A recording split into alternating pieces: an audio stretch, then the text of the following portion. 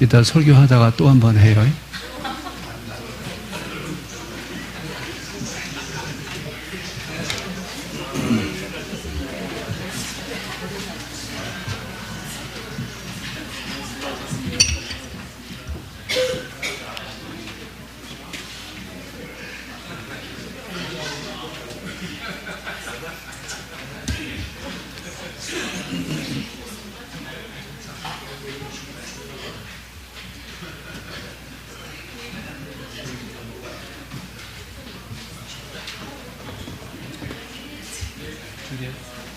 줄여. 여기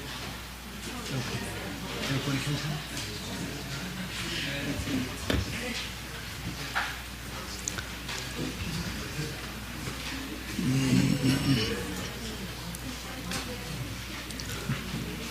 여러분에게 예수님의 평안을 빕니다. 감사합니다. 아래층에 계신 분들에게도 같은 은혜 있기 바랍니다. 우리 사람은 육체와 영혼 이렇게 둘로 나눠서 설명을 하는데 사실은 육체와 영혼은 하나입니다.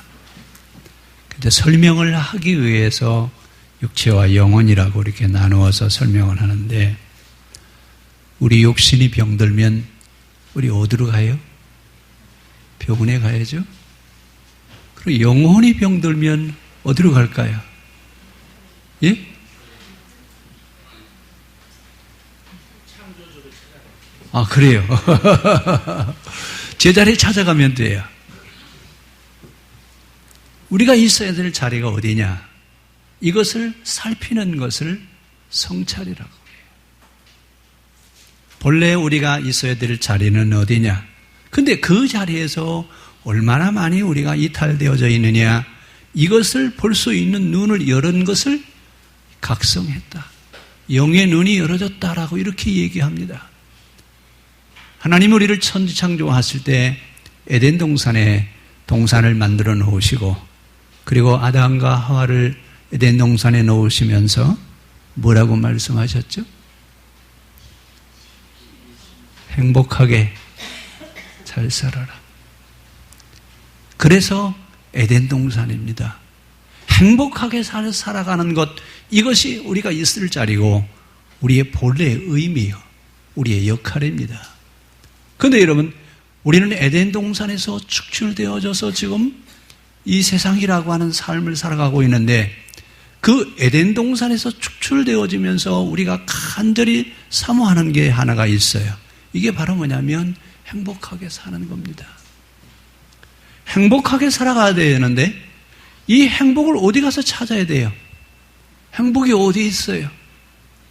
제가 가끔 결혼식 주례할 때 그런 얘기 하거든요. 행복하게 잘 살아라. 그런데 행복이 뭐냐 그렇게 물어보면 쉽게 대답을 잘 못해요. 행복한 건 다 좋아해요. 그런데 그 행복을 찾으러 가야 되는데 그 행복이 어디 있느냐? 그 행복은 어디 있어요? 내 안에 있어요.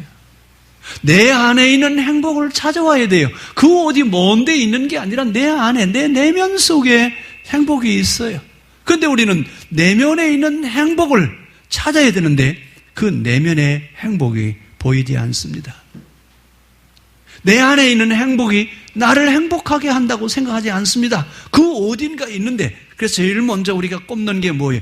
돈이 있어야 행복하지. 근데 여러분, 돈 가지고도 살 수 없는 게 있어요. 돈 가지고 집도 살 수 있고 자동차도 살 수 있고 다 살 수 있어요. 그러나 행복은 살 수 없습니다. 돈 가지고 다 살 수 있지만 건강하게 사는 거 살 수 없습니다. 이런 영적인 의미를 갖고 있는 내면 세계 속에 있는 것은 돈으로 해결되는 것이 아닙니다. 우리 육체를 위한 삶을 사는 것은 돈으로 해결한다고 하지만 영혼을 위한 내면적인 것은 진리가 아니면 영혼을 만족시킬 수 없습니다. 진리이어야 우리가 행복을 찾을 수 있고 진리이어야 우리의 영혼이 만족을 얻을 수 있습니다. 그러면 오늘 우리는 여기서 무엇을 찾아야 되느냐? 진리를 찾아야 됩니다. 그래서 예수님 우리에게 뭐라고 말씀하시냐면 진리를 알지니 진리가 너희를 자유하게 하리라. 그 진리 그 자체가 우리를 행복하게 하고 우리를 자유롭게 만들고 우리를 영원한 세계로 인도하는 것은 진리가 하는 것이다라고 하는 얘기입니다. 오늘 우리는 그런데 진리를 추구해야 되는데 우리는 무엇을 추구하고 있냐면 지금 모두가 다 관심이 돈이에요. 돈을 쫓아가기 위해서 사람들이 현안이 되어 있고 보이는 것이 다 뭘로만 보이냐면 돈으로 보여요. 그래서 우리의 관계하는 것도 나하고 이익이 있다 생각하면 관계를 해야 하네. 하지 말라도 하죠. 근데 이익이 없다고 생각하면요. 저 사람 말이야, 암만 해도 나한테 오는 게 없어. 내가 손해날 것 같아. 이러면서 관계 설정하는 것까지도 이해관계를 따지는 실용주의 영향에 우리는 물들어 있습니다. 개인주의와 실용주의 영향 때문에 우리 신앙은 혼합주의에 물들어 버렸어요. 이 혼합주의 신앙을 가지고 있으면서 우리는 진리의 세계를 향하여 간다고 그러는데 사실은 신앙생활을 가장 못하게 만드는 적 가운데 하나가 뭐냐면 이 혼합주의입니다. 우리 요즘 철야하면서 출애굽기 32장에 금송아지 신앙에 대한 이야기, 금송아지에 대한 이야기를 제가 거의 한 달 동안 아마 철야 때 얘기를 했어요.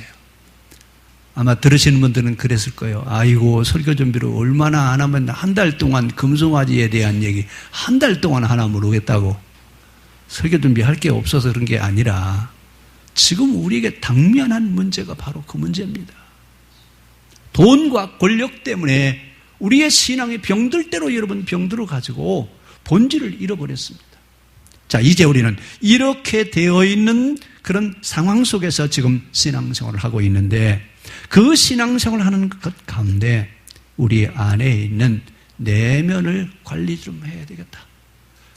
우리가 겉사람을 여러분 깨끗하게 하기 위해서 샤워도 하고 목욕탕에서 때도 밀고 그리고 옷도 입어보면서 오늘도 아마 예배당에 오시기 전에 거울 앞에 몇 번씩 서봤을 거예요. 머리도 빗어보고 이 옷도 입어보고 저것도 입어보고 넥타이도 이것도 매보고 저것도 매보고 어느 것이 더 멋있게 보일까? 여러분 그러면서 관심을 갖는데 우리의 내면은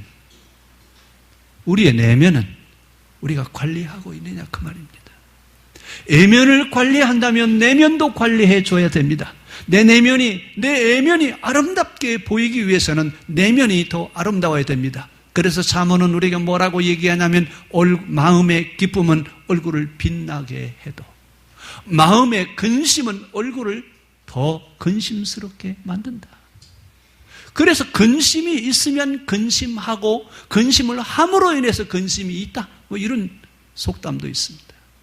오늘 이 근심이라고 하는 것 우리는 어떻게 하면 이 문제를 해결할 수 있을까? 예수님도 마지막 고별 설교를 하시면서 무슨 얘기 하셨냐면 너희는 마음에 근심하지 말라. 고별 설교 마지막 여러분 제자들에게 하시고 싶은 이야기가 여러분 정 없겠어요? 없어서 그 얘기 하셨겠습니까?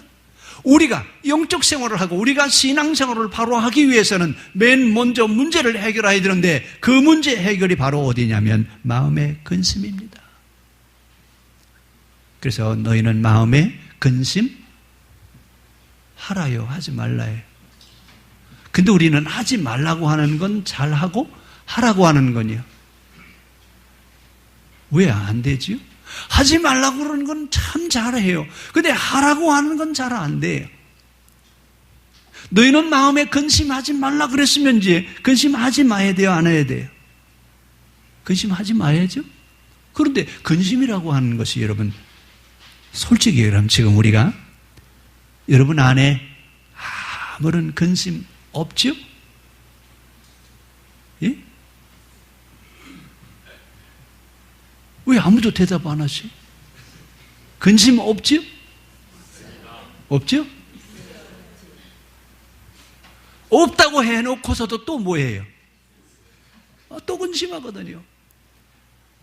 살아있는 한 이 문제는 해결하기 어려운 난제 중에 난제입니다. 그러면 해결할 수 없냐? 해결할 수 있습니다. 우리의 육체를 관리하는 것처럼 우리의 내면을 관리하면 됩니다. 그런데 이 우리의 내면을 우리는 뭐라고 표현을 하냐면 우리의 마음 이렇게 표현을 해요. 제가 이제 내면이라고 하는 말과 마음이라고 하는 말을 같이 이렇게 쓰거든 하나로 이해를 하십시오. 우리의 마음은 내 마음의 가장 깊은 곳인데 그 내 마음의 가장 깊은 곳에 누가 계시기를 원하시냐면 하나님이 계시기를 원하십니다. 우리 하나님은 우리 마음 깊은 곳, 우리 속사람의 가장 깊은 곳에 하나님이 들어와 계시기를 원하셔요. 그런데 내 마음 가장 깊은 곳에 주님이 들어와 계시기를 원하시는데 우리의 내면은 하나님이 계실 만하게 정리가 되어 있지 않고 온갖 세상의 잡동사니들로 가득 차 있어서 주님이 오셔도 들어와 앉을 자리가 없으셔요. 우리 마음 상태가 그렇습니다. 이것저것 세상에 많은 문제들이 숨어 있습니다. 이런 내면의 많은 문제들이 결국은 나중에 뭘로 드러나기 시작하냐면 병으로 드러나기 시작합니다. 병이 든 것은 육체가 병든 것보다 먼저 뭐가 병이 들었어요? 마음이 병들어서 영혼이, 육체가 병이 들어 고통하는 거죠. 그래서 이제부터 우리는 우리의 마음을 좀 관리를 해야 되겠다. 근데 왜 마음을 관리해야 되냐면 우리들이 가지고 있는 모든 문제가 어디에 다 숨어 있냐면 어디에 숨어 있어요? 여러분, 내가 가지고 있는 문제가 그냥 그 컴퓨터로 적나라하게 얼굴에다 다 써서 나는 이런 문제를 가지고 있습니다. 그리고 밖으로 드러내놓으면 좋은데 겉으로 봐서는 문제가 있는 사람이 하나도 없어요. 그렇죠? 그런데 속 내면을 들여다보면 문제가 있어요? 없어요? 온갖 문제가 내면에 다 감춰져 있어요. 이 내면에 감춰져 있는 이 문제들은 여러분 치료되어져야지 치료하지 않으면 나중에는 영육을 병들게 만듭니다. 그 치료약이 뭐냐? 그 치료약이 하나님의 말씀입니다. 하나님의 말씀은 우리의 영혼을 치료하는 치료제이면서 생명의 양식입니다. 이 포도농사, 이제 포도가 이제 익어서 나올 때가 됐는데 포도농사를 짓는 분들이 그런 얘기예요. 포도농사를 지으면서 제일 무서운 병이 뭐냐 그랬더니 진드기병이랍니다. 근데 이 포도나무 진드기병은 겉에 나무에 붙어 있는 게 아니라 뿌리로 내려가서 뿌리를 갉아먹기 시작하는데 진드기병에 걸린 포도나무는 겉으로 볼 때는 전혀 표가 안 난답니다. 꽃도 피고 열매도 맺고 이파리 들고 다 있는데 그 나무는 점점 죽어간대요. 겉으로 볼 때는 문제가 없는 것 같은데 속으로는 이 나무가 점점 죽어간다는 거예요. 그러면 이제 이 나무를 살려야 되는데 어떻게 하면 이 나무를 살릴 수 있느냐? 치료하는 방법은 옛날에 있었던 그 뿌리를 잘라내고 새 뿌리를 갖다가 접붙여야 이 포도나무를 살릴 수 있답니다. 우리 문제도 마찬가지입니다.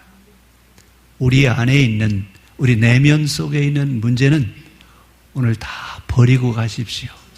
그리고 주님으로부터 주시는 새로운 뿌리, 새 양식을 여러분 가득 담아 가지고 가셔서 본래 하나님께서 만들어 놓으신 그 내면의 세계 속에 들어가서 행복하게 살아갈 수 있기를 바랍니다.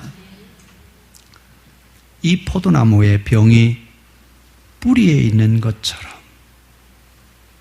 우리 영혼의 병도 우리 마음 속에 있습니다.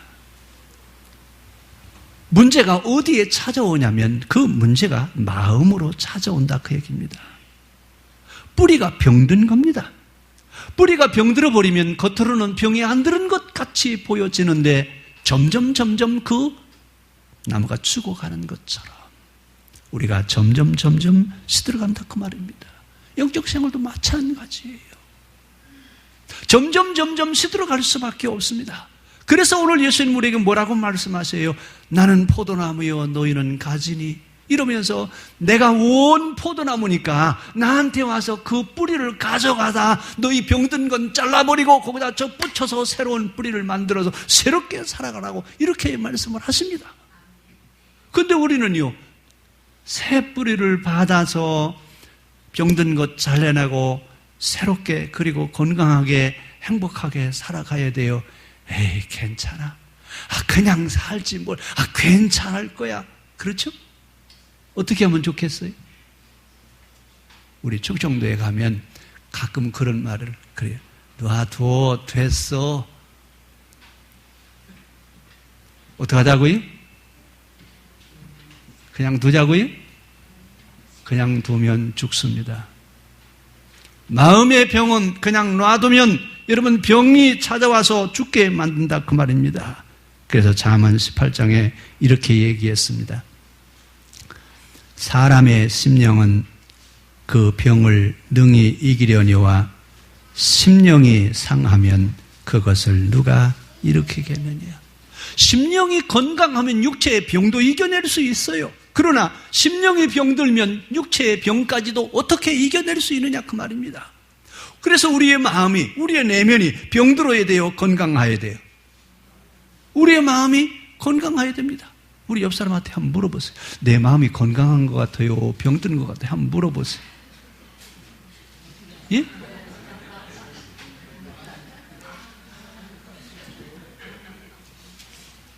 그런데 보여요? 예? 아이고, 돈 버는 방법 또 하나 있어요. 그냥 갖다 대면 그 사람 마음이 탁 싹 보이는 어떤 이런 거 하나 만들면 부자가 될 것 같은데. 왜 하나님은 우리의 마음을 보이지 않게 하시느냐?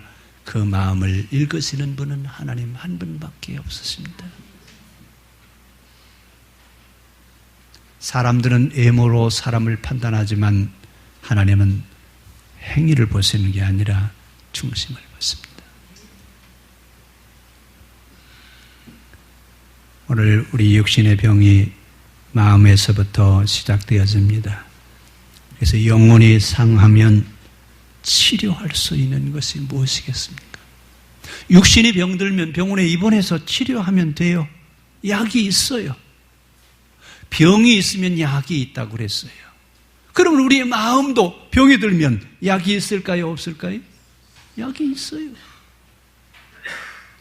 오늘 제가 그 약을 드리겠습니다. 한 첩은 구약이고 한 첩은 신약입니다. 두 약만 가지고 가셔요. 그러면 다 해결이 돼요. 근데 문제는 약은 가져오기는 가져왔는데 이 약을 들고 있으면서 뭐라고 그래요? 내 마음이 지금 말이야 속이 상해서.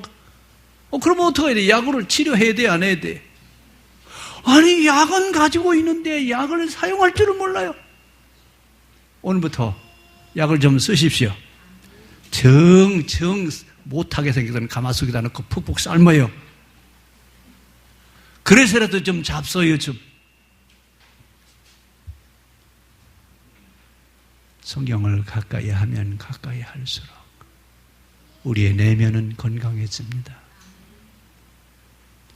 우리가 밥을 먹으면 육체가 건강해지는 것처럼 하나님의 진리의 양식인 성경을 가까이 하면 할수록 우리의 영혼은, 우리의 내면은 건강하게 되어 있습니다. 좀 가까이 합시다. 오늘 여러분 집에, 교회에 오실 때 애들한테 야, 성경책 어디냐? 어디다 놨지? 지난주에 내가 말해 저기다 갖다 놨는데 어디다 놨나? 빨리 누가 치웠냐? 빨리 찾아와라. 혹시 그러고 오신 분 안 계시? 우리가 하루 3끼 잡수는 것처럼 성경도 하루에 3장씩 읽었으면 좋겠어요. 우리 임장로님 요새 성경 쓰신다고 그러는데 감사해야 하든지 하나님. 성경 쓰지는 못할 망정 하루에 3장은 좀 읽읍시다. 예? 3끼 잡수면 3장 읽으셔야 되잖아요. 그렇죠? 우리 옆 사람하고 손잡고 약속 좀 해요. 오늘부터 3끼 밥 먹는 것처럼 성경 3장은 읽읍시다. 저를 쳐다보지 말고요. 성경은 가지고 있으라고 보관하라고 우리에게 주신 게 아니에요. 성경에 있는 말씀이 진리의 양식이 돼서 내 영혼을 만족시킬 수 있는 생명의 양식이 되도록 하라고 우리에게 성경을 주셨어요. 들고만 다니는 장식품이 되지 않게 하도록 우리 좀 성경을 읽읍시다. 병이 있으면 약이 있다고, 내면의 문제는 진리의 양식이면 능히 치료할 수 있습니다. 자, 그럼 이제부터 성경 안에 있는 말씀을 가지고 우리의 내면 관리를 어떻게 해가야 될 것이냐, 우리의 마음을 어떻게 할 것이냐. 맨 먼저 해야 될 일은 하나님의 말씀을 돌판에다가 새기려고 하지 말고 우리 마음에 새기기를 바랍니다. 모세는 십계명을 돌판에 새겨가지고 왔는데 역사서로 넘어가면서 사무엘은 그 돌판이 새겨져 있는 법궤를 한쪽으로 아주 내팽개쳐 버렸어요. 법궤 없이 사무엘은 뭐라고 얘기하냐면 모세를 통해서 주신 하나님의 말씀을 모세는 돌판에 새겼으나 나는 그 말씀을 여러분의 마음판에 새겨 놓으시기를 바랍니다. 이러면서 사무엘은 법궤를 방치해 놨습니다. 여러분, 오늘 성경을 우리는 들고 다니는 장식품으로 사용하지 말고 우리 마음판에 새길 수 있는 생명의 양식이 되게 하는 그런 역사가 우리에게 있어야 되겠습니다. 그래서 돌판에 새겨져 있는 십계명을 모세가 들고 다니는 것처럼 성경을 그렇게 들고 다니지 말고 이제는 말씀이 우리 마음판에 새겨져서 나를 움직일 수 있게 하는 그런 동력이 마음에서부터 시작되어지기를 바랍니다. 내 마음에 하나님의 말씀이 새겨졌을 때 우리의 삶이 변화되어지게 되어 있습니다. 그런데 내 마음에 하나님의 말씀이 있어야 될 자리에 말씀이 없으면 누가 나옵니다? 누가 나와요? 내가 나오지. 그래서 뭐라고 그래요? 주요, 그러지 않고 뭐라고 그래요? 나요. 나요. 누가 주인 노릇을 하고 있어요? 주님이란 말은 주인이란 뜻입니다. 주인 되게 하셔야 되는데 주인이 나도 주인이고 주님도 주인이에요. 여러분, 한 집에 주인이 둘이 있으면 노예는 누구 명령을 따라야 돼요? 예?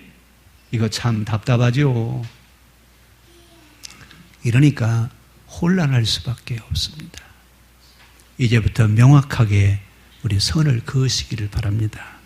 내 안의 주인은 주님이시다. 내 안에서 말씀하시는 이는 하나님이시다. 내가 나에게 말하는 것이 아니라 하나님이 내게 말씀하시게 하는 그런 영적인 과정이 우리에게 필요합니다. 이래서 이제는 성령의 인도함을 받아야 되는데, 성령의 인도함을 받으라고 하는 말은 어떤 엑스타시한 그런 영적인 현상에 빠지라고 하는 말이 아닙니다. 성령 충만 받고 성령의 인도를 받으라고 하는 얘기는 똑바로 이해하고 바르게 가라, 그 말입니다. 여러분, 성경은 바로 이해해야 됩니다. 똑바로 이해하고, 그리고 그 이해한 말씀을 가슴에 새기고, 그리고 그 말씀을 따라갈 수 있어야 됩니다. 그래야 내가 성령의 지배를 받을 수 있습니다. 여러분, 그래서 성경은 읽는 것도 중요하고 쓰는 것도 중요하고 애우는 것도 중요합니다. 그러나 더 중요한 것은 바로 이해하는 겁니다. 바로 이해한다라고 하는 말을 성령 충만하다고 그렇게 얘기합니다. 여러분, 성령 충만하다고 하는 얘기는 어떤 엑스타시한 현상에 빠지라는 말이 아니라 성경을 똑바로 이해하라고 하는 얘기가 성령 충만하라고 하는 얘기입니다. 오늘 성령을 우리가 똑바로 이해해서 그 말씀이 내 마음판에 새겨지게 해서 그 말씀이 나를 움직이게 하자, 그 말입니다. 그래서 이제 앞에서도 말씀드렸습니다만 돌판에 새겨진 말씀이 아니라 우리 마음에 하나님 말씀을 새깁시다. 돌판에 새겨진 하나님의 말씀은 돌판이 없어지면 잃어버릴 수밖에 없어요. 그러나 마음판에 새겨진 말씀은 영원히 지워지지 않습니다. 그래서 유대인들은 어려서부터 성경을 가르치는데 성인식을 13살에 성인식을 합니다. 13살 성인식 하는 날은 뭐 하는 날이냐면 그날은 성경을 외우는 날입니다. 성경을 다 외워야 성인으로 인정을 해줘요. 우리는 그렇게까지는 하지는 않을지라도 여러분이 성경 말씀이 내 안에서 살아 움직이게 할 수 있기를 바랍니다. 두 번째는 근심하지 말자. 예수님 마지막 고별 설교를 하시면서 제자들에게 그런 얘기 하십니다. 너희는 마음에 근심하지 말고 하나님을 믿어라. 근심하는 것은 믿음이 없다 이렇게 얘기해요. 그러니까 근심하지 말고 하나님을 믿어라 라고 한 얘기예요. 자, 오늘부터 이 문제를 가지고 여러분이 같이 한번 씨름합시다. 마음에 근심이 생기건 뭐라고 하자고요? 나는 근심을 따르는 것이 아니라 나는 하나님을 믿고 있다. 내 마음에 근심할 것이 생기면 하나님, 나는 이 근심으로 인해서 하나님을 믿을 수 있게 하여 주시옵소서. 오히려 하나님을 믿을 수 있는 계기가 되어지기를 바랍니다. 근심이 나를 사로잡지 못하게 해야 됩니다. 여러분 잠언 15장 13절의 성경은 이렇게 얘기합니다.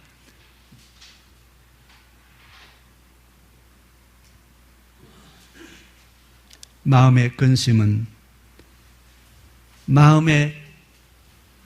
근심은 얼굴을 어둡게 해도 심령을 밝히는 것은, 빛나게 하는 것은 곧 근심을 물리치는 것이다.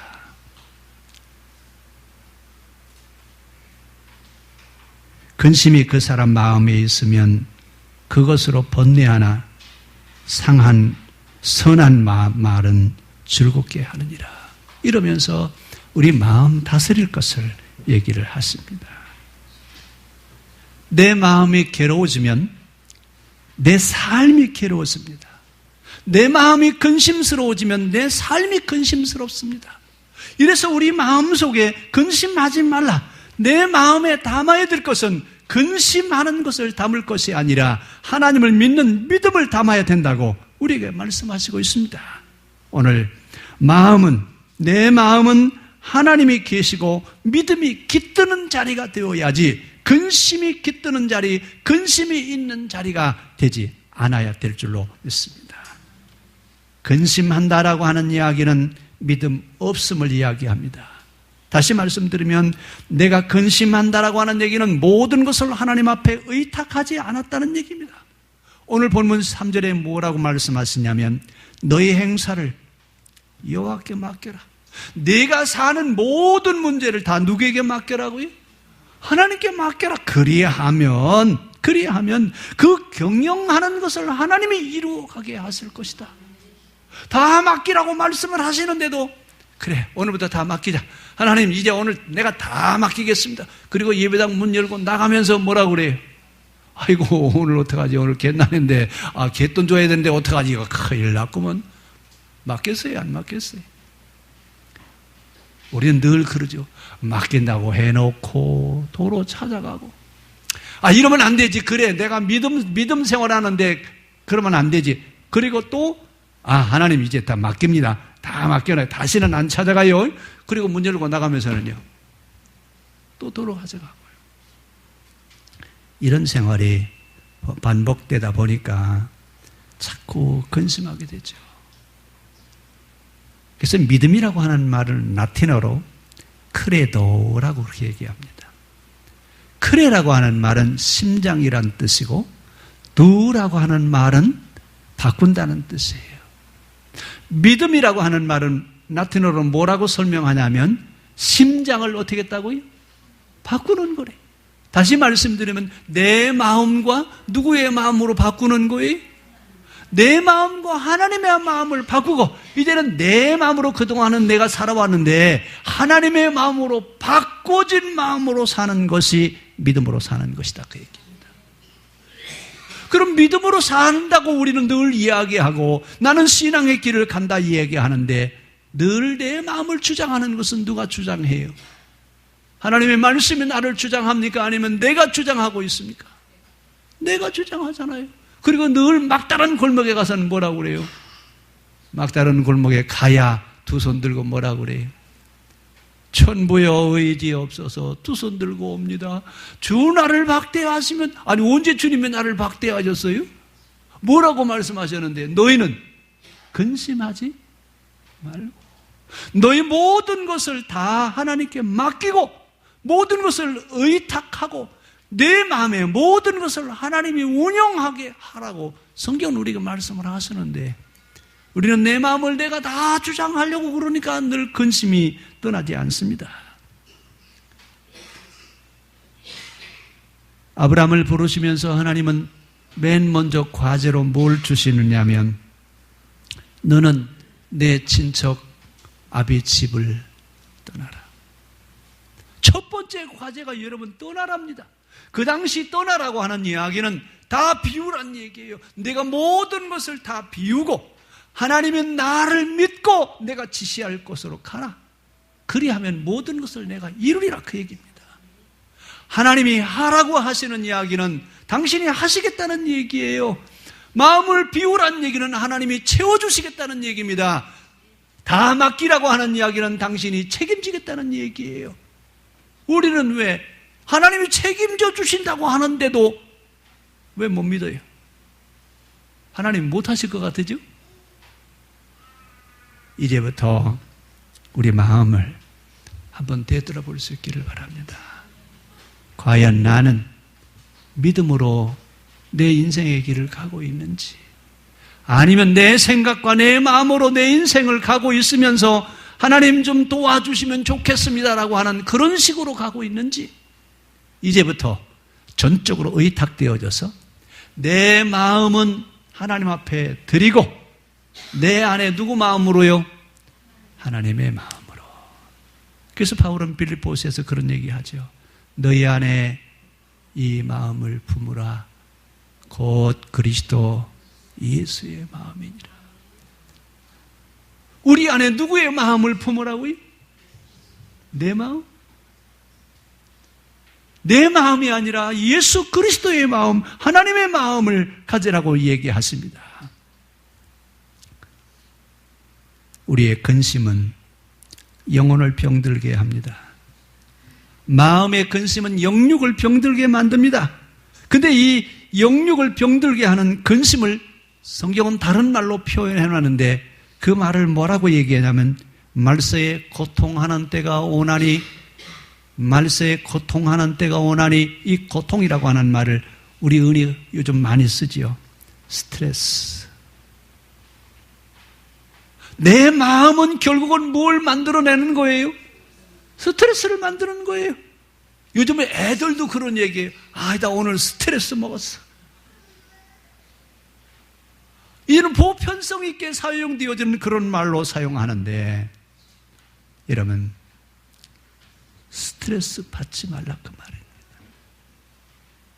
내 안에 찾아오는 마음의 기쁨은 병을 내쫓을 수 있지만 근심은 병을 만듭니다. 그래서 이제부터 우리는 우리의 마음에 병을 내쫓을 수 있기를 바랍니다. 그래서 제가 가끔 그런 얘기해요. 속 상하면 속이 상한다. 속 상하면 속이 상한다고요. 이제부터 우리 마음을 지킬 수 있기를 바랍니다. 그래서 성경은 뭐라고 말씀하시냐면, 자기 마음을 다스릴 줄 아는 사람은 성을 빼앗는 용사보다도 낫다. 여러분, 옛날에 전쟁에 나가서 성을 빼앗아서 여러분 개선하는 개선 장군들은 어떤 사람들이 대단합니다. 그런데 그런 개선 장군하는 장군보다도 자기 마음을 다스리는 사람이 더 위대한 사람입니다. 성경은 이렇게 얘기합니다. 이제부터 우리 마음을 이런 다스리는 자가 되시기를 바랍니다. 그럼 우리 감정을 어떻게 다스릴 수 있느냐? 우리 마음을 어떻게 다스리느냐? 우리가 살면서 희노애락의 감정을 벗어버릴 수는 없어요. 그러나 그 감정이 우리에게 생겼을 때 이 감정의 주인은 누구냐? 내가 가지고 있는 감정 가운데 긍정적인 감정이 더 많으냐 아니면 부정적인 부분이 더 많으냐. 요즘 여러분들 올림픽 때문에 텔레비 보고 잠 못 주무시는 분들 많죠? 근데 우리나라 펜싱 선수 한 사람이 아주 정말 좋은 교훈을 우리에게 주었어요. 나는 할 수 있다. 할 수 있다라고 하는 그 긍정 마인드를 가지고 금메달을 딴 선수가 있대. 여러분들, 우리의 마음은 뭐가 다스려야 돼요? 부정적인 마음이 나를 지배하는 것이 아니라 내 마음의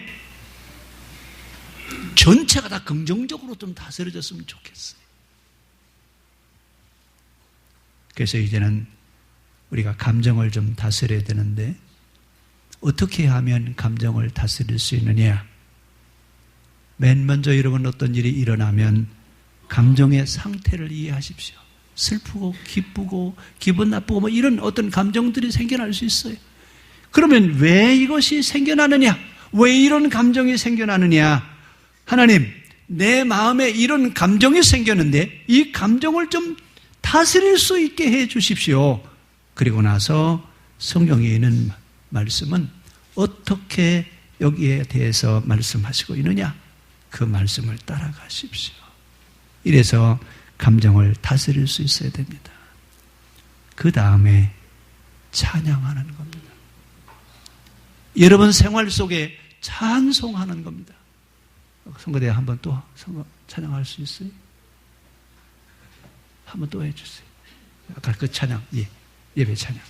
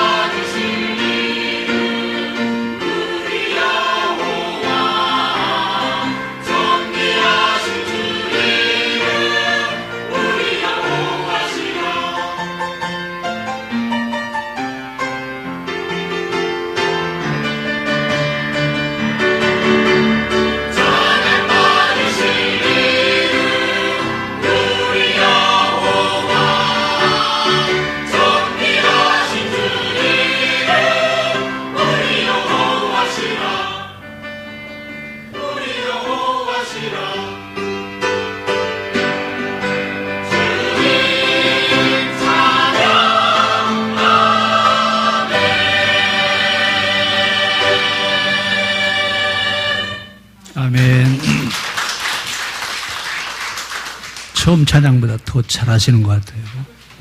한 번 더 하면 더 잘할 것 같은데. 여러분, 찬양은 영혼을 씻어내는 능력이 있습니다. 해 뜨는 데부터 해 지는 데까지 모든 만물이 찬양을 하는 것처럼 우리의 생활 속에 찬송이 살아나기를 바랍니다. 찬송에 살아나는 것만큼 내 마음을 기쁘게 하는 게 없어요. 아침에 일어나면서부터 여러분 찬양을 하는 겁니다. 하루 종일 찬양 속에 살면 그만큼 우리 영혼은 기뻐할 수 있습니다. 근심하지 말고 이제는 찬양합시다. 슬퍼할 일이 생기거든 찬송합시다. 찬양을 하면 할수록 우리 영혼은 맑아져요. 어떻게 보면 이런 우리 옛날에 빨래할 때 왜 그 방망이로 막 빨랫감을 두드려 패요, 안 패요? 옛날에 그 왜 빨래 나루터에서 빨래하는 거 보면 방망이 가지고 와서 막 두들기더라고요. 저는 처음에 저렇게 막 두들기면 빨래가 터져버리지 않을까? 근데 두들기면 뭐가 빠져요? 때가 쏙 빠져요. 찬양한 것 우리의 영혼을 두드리는 방망이 같아요. 그냥 막 두들겨 패면 그냥 내 안에 있는 근심하는 것들이 다 물러나게 되어 있습니다. 찬양의 능력입니다. 찬양은 힘이 있습니다. 그런데 광야를 걸어온 이스라엘 40년 동안 그들이 잃어버린 게 하나 있어요. 40년 광야 생활하면서 그들은 뭘 잃어버렸어요? 찬양을 잃어버렸어요. 찬양을 잃어버리니까 늘 불평하고 그냥 질투하고 투기하고 날마다 그냥 말만 하면 부정적인 말을 해대고 그렇죠.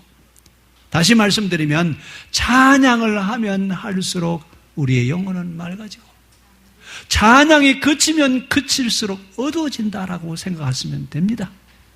여러분 돈 안 들이고 하는 것 있어요. 그렇죠?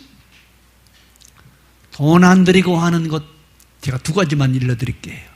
하나는 기도하는 것, 또 하나는 찬양하는 것. 돈 10원도 안 들여도 돼요. 그렇죠? 찬송하는 일을 우리의 생활 속에 가져오셔서 기쁨과 희락이 찬양으로부터 우리에게 공급되어지길 바랍니다. 그 찬양이 마음에서부터 하나님을 찬양하는 겁니다. 이름으로 인해서 내 삶의 자리에 기쁨과 평안이 깃들게 하는 겁니다. 그 다음에는 예배의 자리로 오는 겁니다. 예배의 자리로 나오는데 너희는 예배의 자리로 나올 때 손을 씻고 옷을 갈아입고 오라고 얘기합니다. 손을 씻으라고 하는 말은 새롭게 한다고 하는 표시고 옷을 갈아입었다고 하는 얘기는 정결하다 그 말입니다. 예배는 결국 뭐냐? 나를 새롭게 만들고 정결하게 하는 시간이 예배입니다. 그래서 예배는 반드시 준비된 예배가 필요합니다. 여러분 예배 드리러 오실 때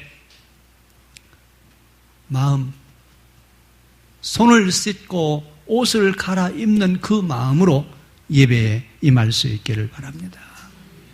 마음에 근심하지 말라고 성경은 말씀합니다. 우리의 내면을 이제는 잘 관리할 수 있기를 바랍니다. 그래서 건강한 영적 생활이 이루어질 수 있기를 바랍니다. 기도하겠습니다. 하나님, 우리가 건강한 진정한 그리스도인으로서의 삶을 살아갈 수 있기를 원합니다.